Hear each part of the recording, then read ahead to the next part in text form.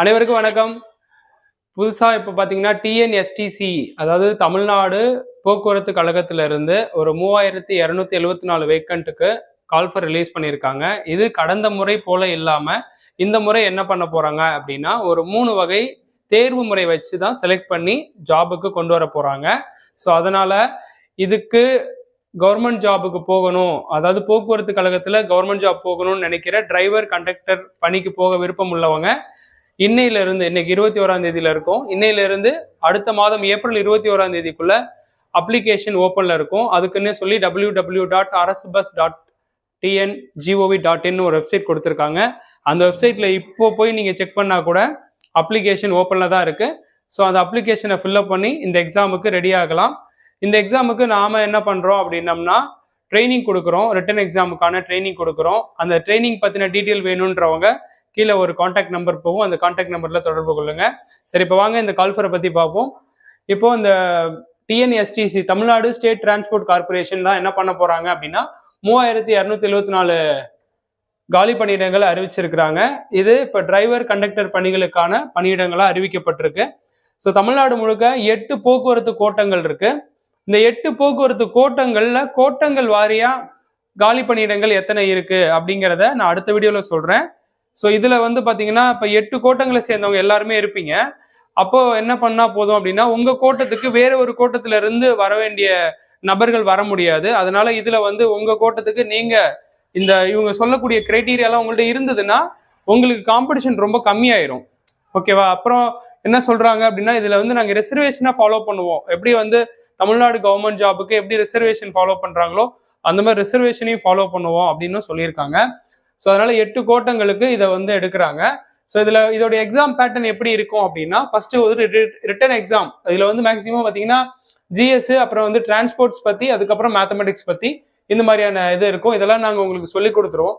So அதுக்கப்புறம் இந்த skill டெஸ்ட்ன்றது நீங்க டிரைவிங், கண்டக்டரிங் ஒர்க்லாம் இருக்குவீங்க, அப்போ ஆட்டோமேட்டிக்காக உங்களுக்கு அந்த ஒர்க்கை பத்தி தெரியும். ஸோ அதுதான் ஸ்கில் டெஸ்ட்லயும் நீங்க பண்ண போறீங்க. ஸோ அடுத்தது டைரக்டா இன்டர்வியூ பண்ணுவாங்க. இன்டர்வியூ பேனல்ல உங்களுக்கு வந்து ஆர்டிஓ அளவில் இருக்கிறவங்க கொஸ்டின்ஸ் அரைஸ் பண்ணுவாங்க. இப்போ நாம எம்எஸ்சிசிக்கெல்லாம் பார்த்தீங்கன்னா ட்ரைனிங் கொடுத்துருந்தோம். இன்டர்வியூவில் நம்ம என்ன மாதிரி கொஸ்டின்ஸ் கேட்டோமோ அது மாதிரி நிறைய கேட்டதா நமக்கு கமெண்ட்ஸ்லேயே சொல்லியிருக்காங்க.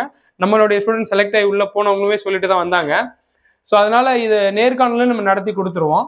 ஸோ அதுக்கப்புறம் பார்த்தீங்கன்னா கல்வி தகுதி அப்படின்றது இதுக்கு 10ஆம் வகுப்பு தேர்ச்சி இருந்தா போதும்னு சொல்லியிருக்காங்க.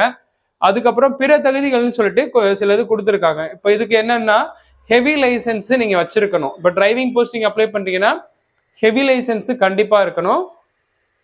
அந்த ஹெவி லைசன்ஸோடைய எக்ஸ்பீரியன்ஸ் பார்த்தீங்கன்னா உங்களுக்கு 18 மாசத்துக்கு மேல எக்ஸ்பீரியன்ஸ் உங்களுக்கு இருக்கணும். ஓகேங்களா? ஸோ அதையும் மென்ஷன் பண்ணியிருக்காங்க.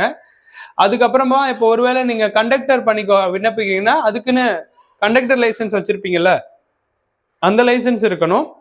அதுக்கப்புறம் முதலுதவி சான்று உங்கள்கிட்ட இருக்கணும். 160 சென்டிமீட்டருக்கு உயரம் ஆண்கள் வந்து இருக்கணும். 50 கிலோ எடைக்கு மேல இருக்கணும். அப்புறம் இடஒதுக்கீடை ஃபாலோ பண்ணி இந்த கால்ஃபரை வந்து ஃபில்அப் பண்றோம் அப்படின்னு சொல்லியிருக்காங்க. ஸோ அடுத்தது என்ன சொல்லியிருக்காங்க அப்படின்னா, இதோடைய டேட்டை சொல்லிட்டேன் இல்லையா, மார்ச், அதாவது இன்னைக்கு 21, இன்னையில இருந்து அடுத்த மாதம் 21ஆம் தேதி வரைக்கும் இந்த வெப்சைட் ஓப்பன்ல இருக்கும். இந்த வெப்சைட்ல போய் நீங்க அப்ளை பண்ணிக்கலாம். ஸோ இதுக்கான கட்டணமா பொது பிரிவினருக்கு 1180 ரூபா கொடுத்துருக்காங்க. எஸ்சி/எஸ்டி பிரிவினருக்கு 590 ரூபாய் கொடுத்துருக்காங்க. பேங்க் செலான எக்ஸப்ட் அப்படின்னு சொல்லியிருப்பாங்க. பேங்க் செலான இல்லாம இந்த அமௌண்ட்.